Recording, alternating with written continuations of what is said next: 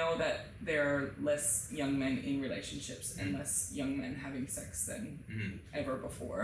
And is there research for young men on the exposure to porn and similar, now there is AI also involved in that space, towards the health of the relationships they're having? Yeah, huge research on it.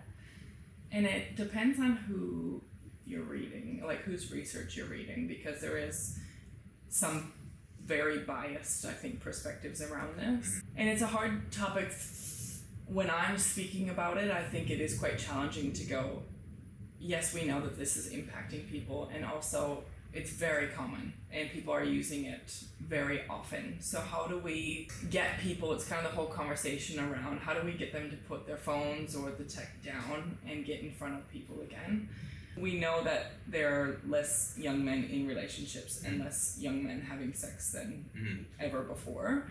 And I don't think we can put it down to one factor. And there will be researchers, or there will be thought processes that people, I guess, want to instill upon others that say it's because of porn, or they want to say it's because of social media, or they want to say it's because the economic crisis or cost of living crisis. So I don't think it's any one of these factors. Like, you can't, to me, put it down to porn usage, for example. But I think there is a huge conversation around people's fear around approaching others, or the risks that they might inherit from, I guess, reaching out, or from having we're in this setting right now, in a social setting, for example, where you might have approached someone in the past. There's a lot of fear around doing that right now, especially after the Me Too movement, and with social media, and how much you can be blasted on socials and in front of a lot of people, and that can be hugely impactful for people. So what is it? Is it porn? Is it that people are living with their parents longer than they were before? Is it social media? Is it fear? What is it? I don't think that we can point to one thing, but porn, I think, puts a very unrealistic, I suppose, veil over what it is to actually have an interpersonal experience with somebody. And it's really important that people are having that interaction, the real interaction.